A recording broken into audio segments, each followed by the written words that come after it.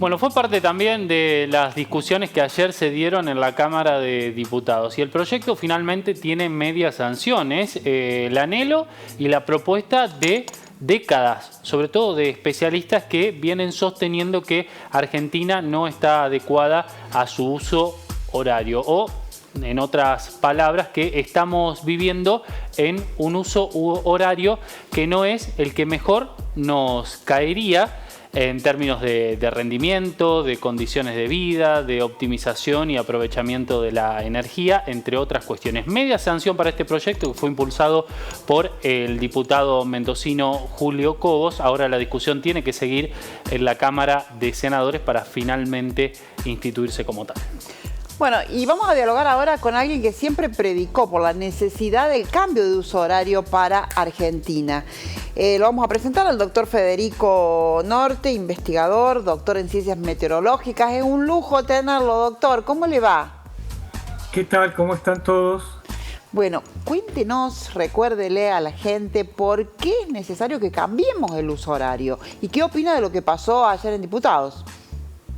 Bueno, por supuesto que la persona que lo propone es una persona que conoce perfectamente el impacto que tiene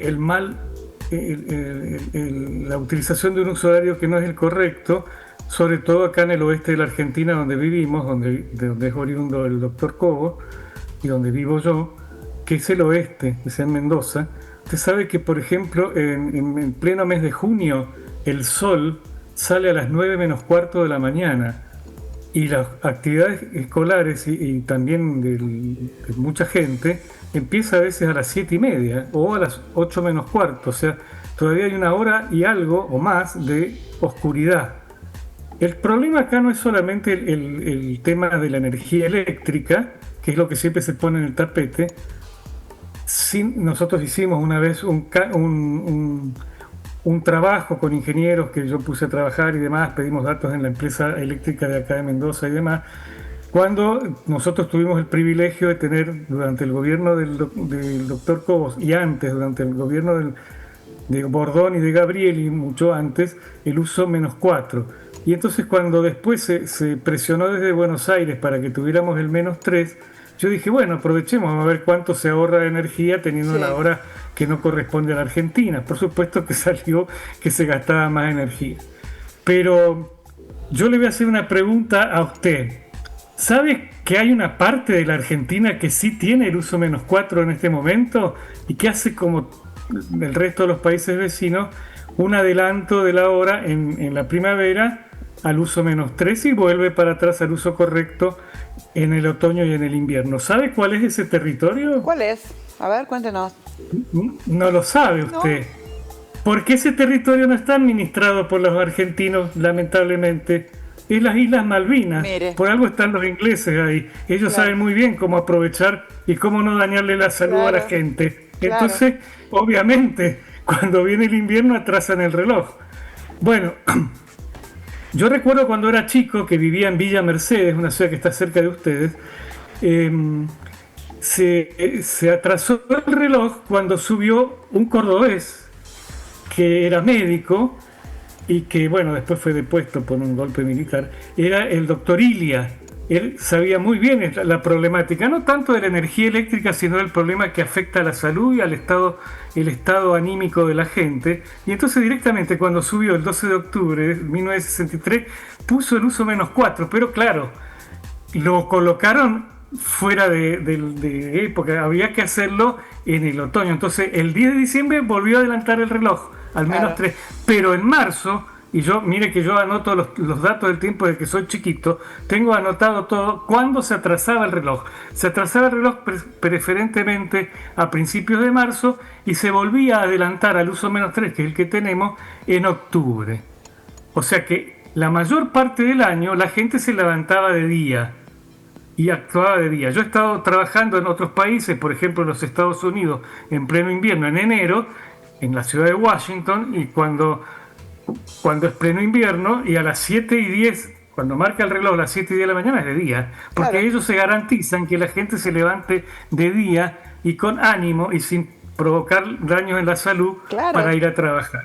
Claro. Acá la gente generalmente va a protestar porque va a decir, se me va a hacer de noche más temprano y cuando me levante de la siesta se va a estar oscuro.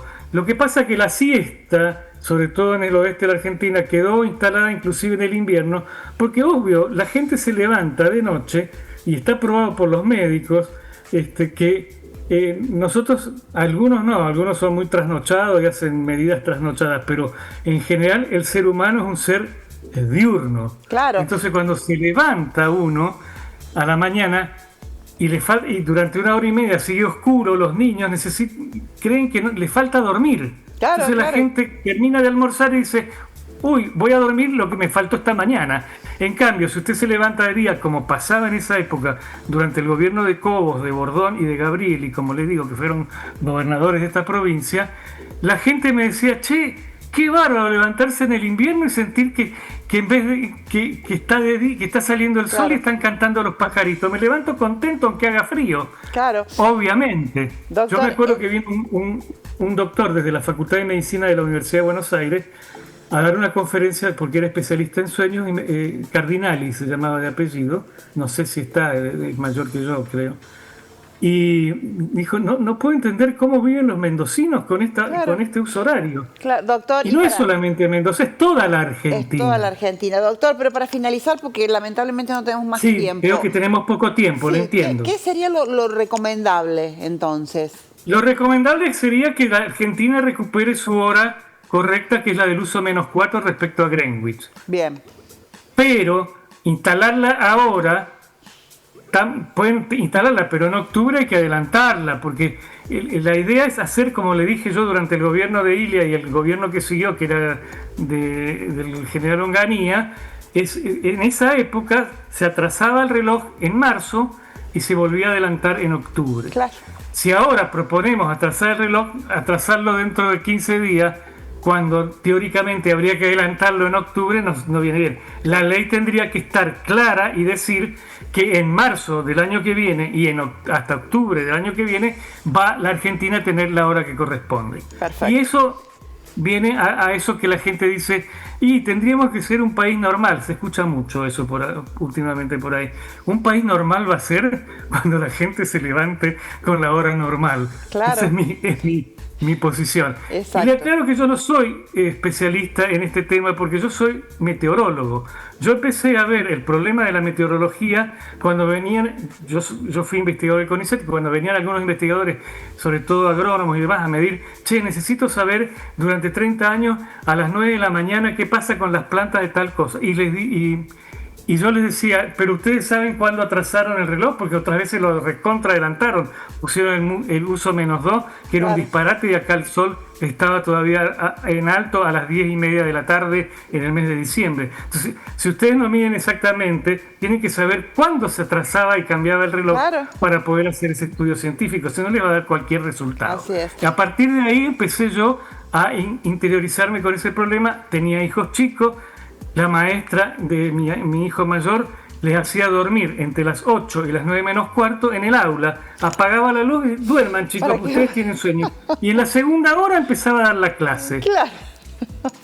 Tiene razón. ¿Se da cuenta? Sí. Bueno, yo de esto tengo muchísimo para hablar, pero entiendo los tiempos de la televisión y de la prensa. Les agradezco mucho que me hayan invitado a explicarles estas Lo vamos cosas. a volver a convocar, doctor, porque tiene mucho para contarnos, ¿eh? Muy valioso, como siempre. Hay mucho y por este tema para contarles y por otros temas también, pero bueno, muchas gracias por haberme invitado. Gracias a usted, ¿eh? Hasta pronto. Que pasen muy bien, buenas tardes.